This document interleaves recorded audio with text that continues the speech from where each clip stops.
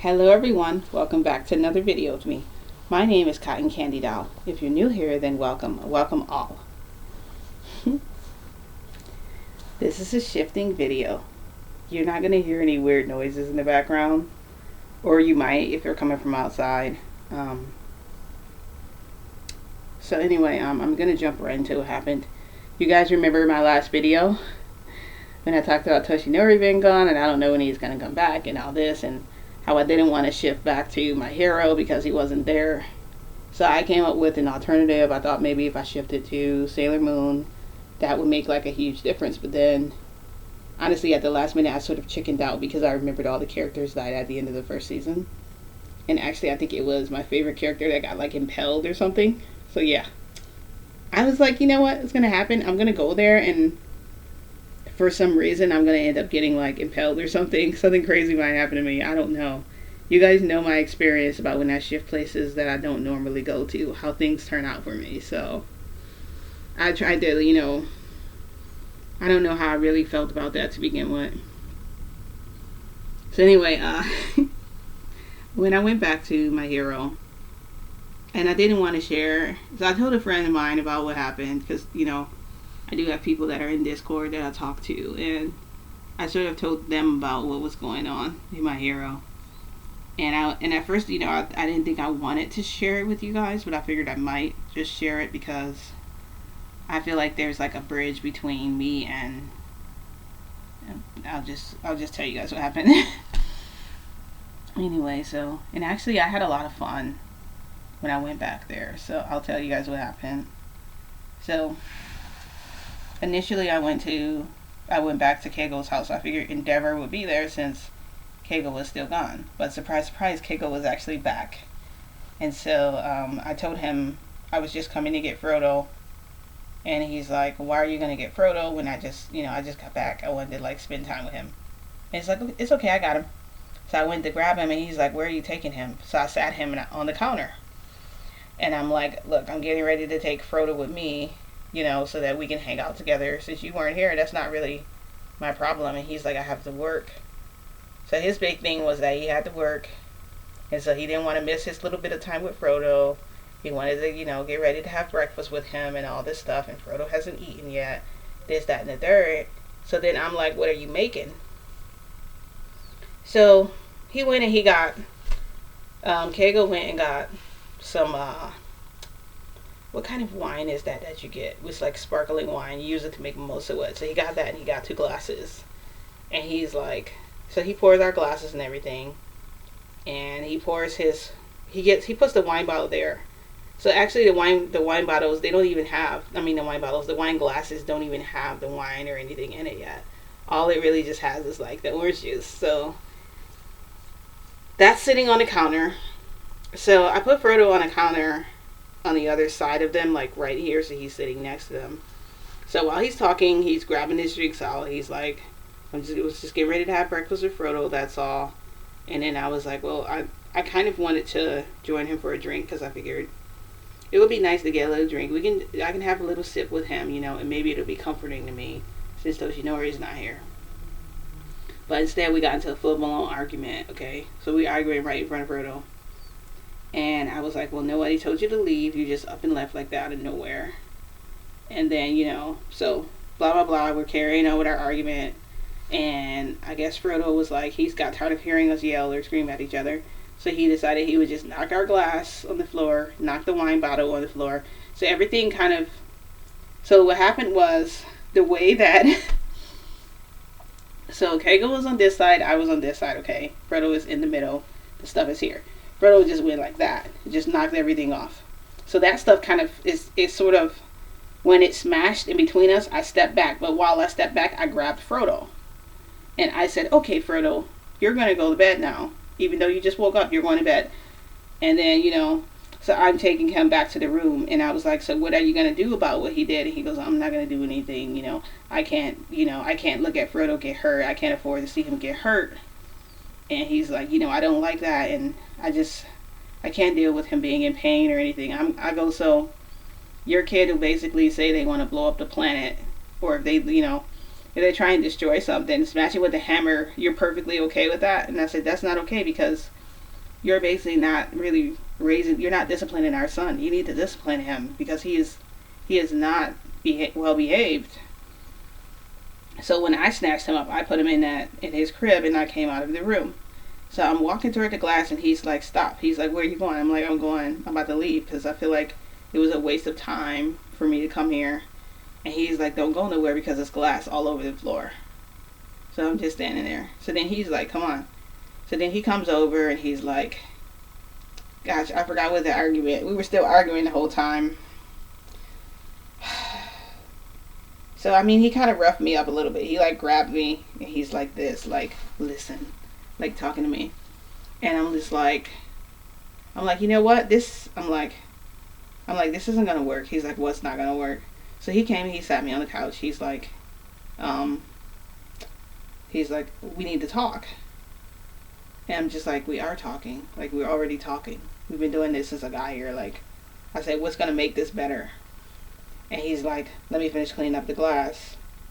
And honestly, I just wanted to kind of book it because I'm like, I think I spent enough time here already. I just want to leave. So I stayed. He cleaned up everything. We're sitting on the couch. He's like, come here. And I'm like, not really. I'm like, no. So then he pulls me over to him. He's just like, I know you miss Toshinori, but he'll be back. So I wasn't really happy with him, you know. It started off with that, and then it sort of ended with, you know, Toshinori's coming back and all this and that.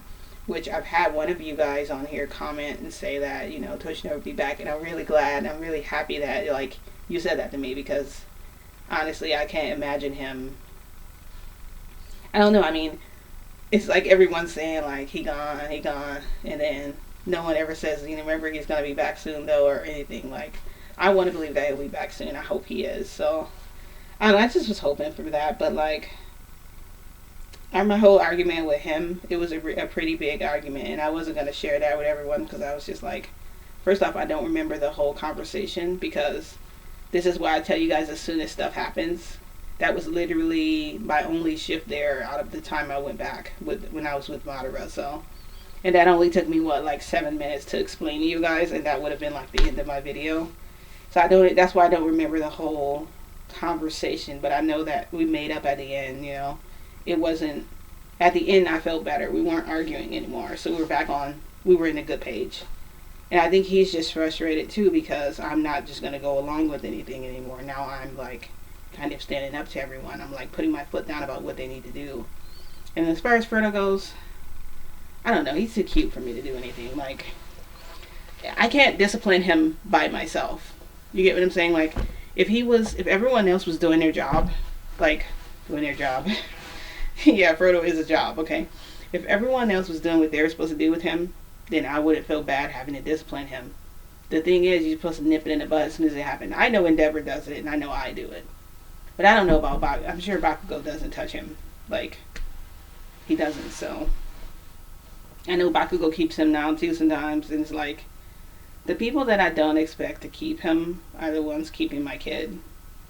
And him and Bakugo don't really have I didn't make him like a god, you know, cousin or anything. So I don't know why he started taking up the responsibility for him. But, I mean, as far as I know, with him, Frodo behaves. So I don't know if he just scared the crap out of him. So Frodo is just afraid to misbehave in front of him or what. Because I've never gotten a bad report from Bakugo saying he did this or that. But everybody else always says he does something. With Midnight, he's an absolute terror. Like, she lets him run all over her. Like, he's the boss or something. So, I mean, but that's her fault, you know. She doesn't have any parenting skills. She just loves him. And he loves her, but, I mean, I know he drives her nuts because he terrorizes me, so. But the only difference is I'm not going to let him just terrorize me, okay? I'm just not going to do it, so. Anyway, that was the end of that. That's what happened. I came back. And then when I went back again, and this was yesterday when I went back, this is actually quite recently, I decided to go to Toshinori's house because I'm just like, I kind of want to have the peace quiet, but I know that, you know, I know I'm not going to have peace and quiet because Madara's there. So I tried just knocking on the door, figuring like, first I tried to open the door. It was locked, so I'm like, okay, it's locked, so that's kind of a good sign because Toshinori normally locks the door when I'm around, even though it's not really good to say. Yeah, he locks the door. So I decided, hey, I'm gonna just go to the window because I'll knock on the window because if Toshinori is here, he's asleep, or if Madara is in the house, maybe he just doesn't hear me. Like, I don't know what's going on at this point.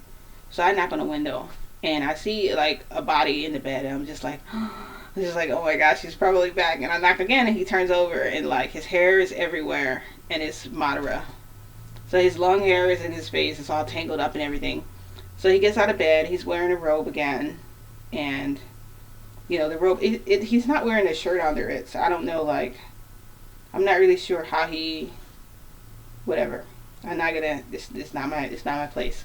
So he opens the window. He's like, I'm like, can you open the door for me? And he's like, just climb into the window.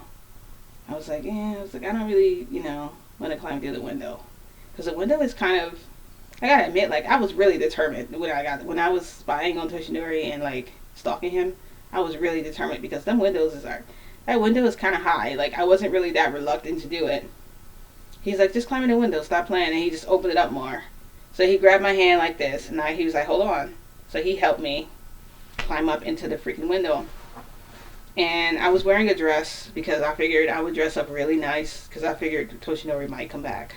I had on this black dress. It was almost kind of like one of those tutu dresses, and the sleeves were kind of puffy like these. And I had on the chunk heels that match it. So he helped me climb in through the window. My heel kind of like slipped down a little bit because like it scraped against like the top of my foot, and I still kind of feel it a little bit, but I acted like it wasn't that big of a deal. I just climbed in through the window. And he's like, I was getting ready to get up anyway. He's all sleepy and crappy. He's like, let's go to the kitchen. I'm like, look, I can leave. You can go back to bed if you want. And he's like, no, I want to hang out. So he went in there. He's like, I sat down at the table, and he's like, no coffee. And I'm like, I look at him like, what do you think? And he's like, never mind. I know you don't want none of that. He goes, well, I'll just get you water. I was like, I don't want no water. He's like, what do you want to do? I said, nothing. I guess I'll just sit here. I figured, I just sit here. I said, you can make whatever you want for yourself if you're hungry. And he goes, I already ate something earlier. He's like, I want to make a cake. You want to make one with me? And I'm like, He goes, please. I'm like, sure.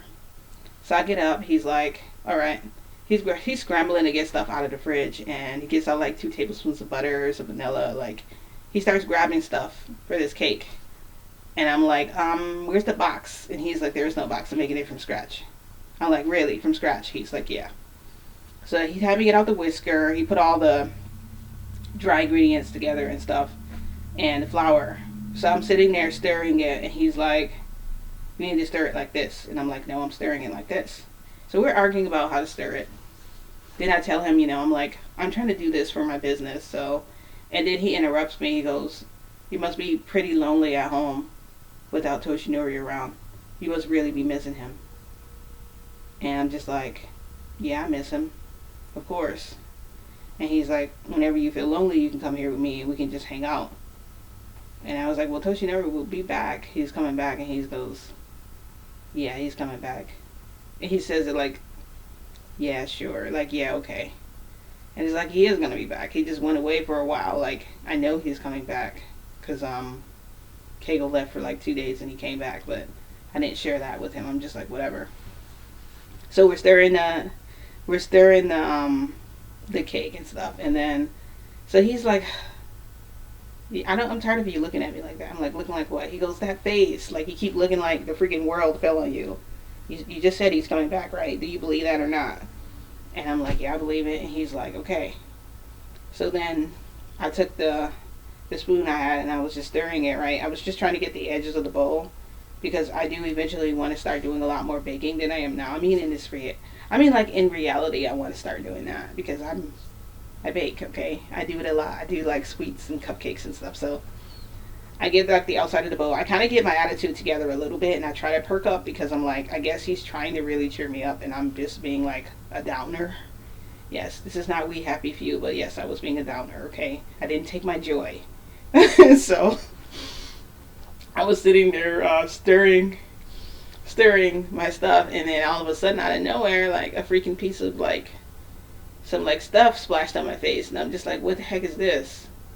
And then he's like, he looks down and like this, he's like, I guess some of it accidentally like flew out of the bowl. And I'm staring at him, and he's just stirring it. So I'm just like, so I take my spoon, and I do like this. And it goes, the little cake mix stuff that I have in there goes flying into the air, and it lands into his hair.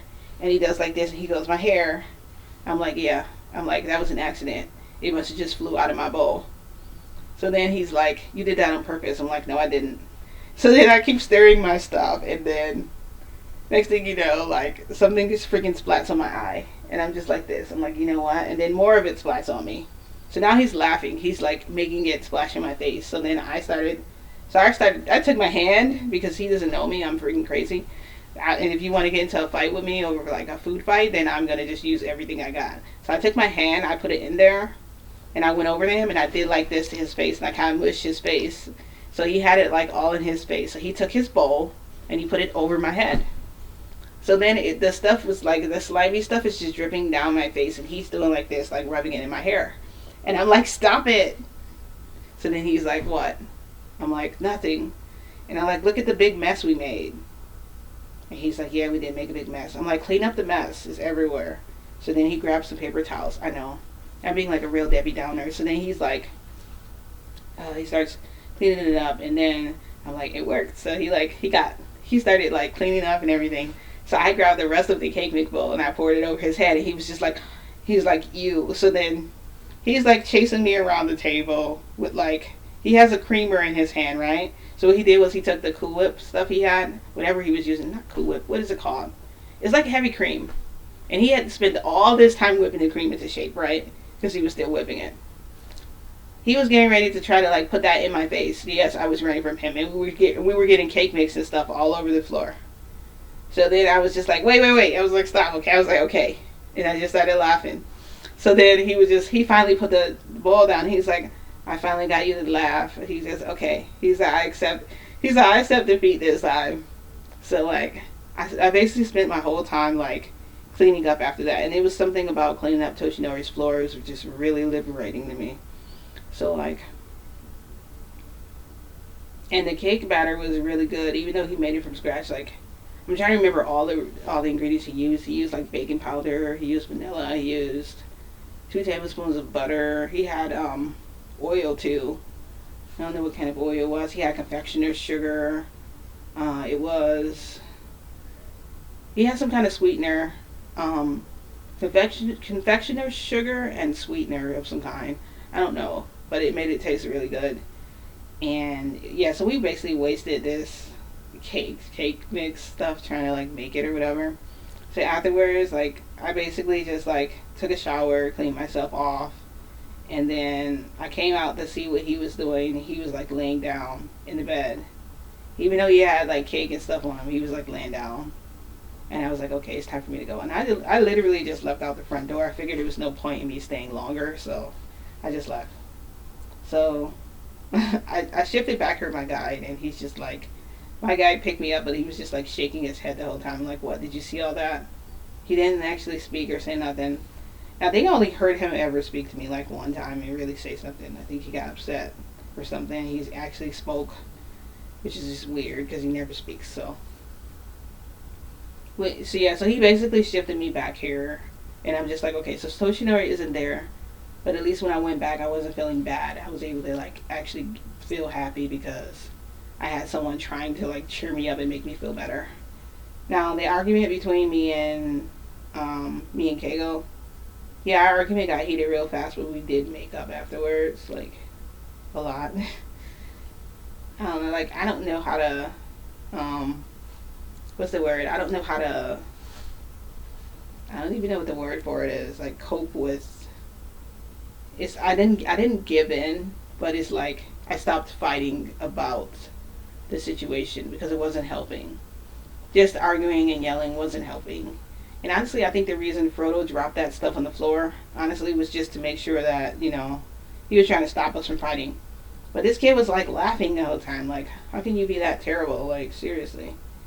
I think even though I like told Keiko I wasn't gonna give him breakfast, I'm pretty sure he still fed him anyway, because that's just like how he is. I can't see him. I can't bear to watch him suffer. Yeah, and you're gonna be suffering too when he grows up to like as a villain to take over the world.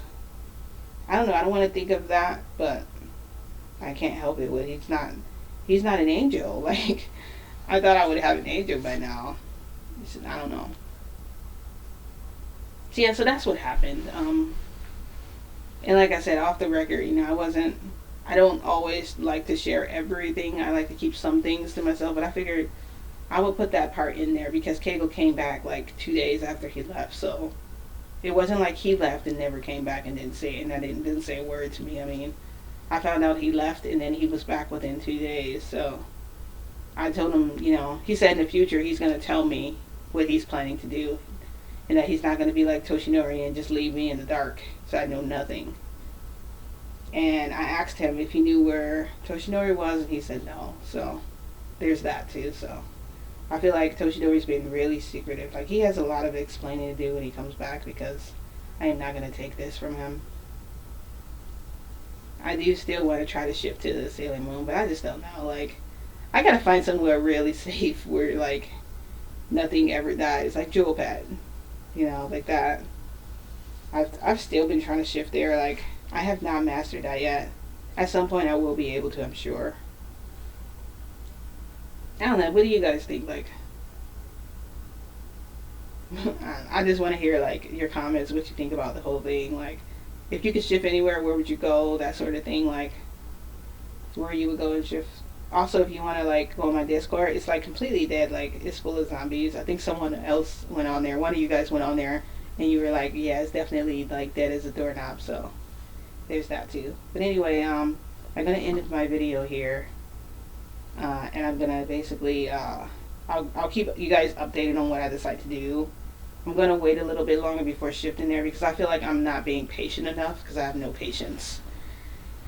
So I'm glad I got that off my chest. It was great talking to you guys. So anyway, if you guys like this video, don't forget to give this video a like. If you hated it. Also, don't forget to hit the notification bell. That way you're notified when other videos like this one become available. Ding! And I guess I'll see you guys in my next video. Thanks for watching. Bye!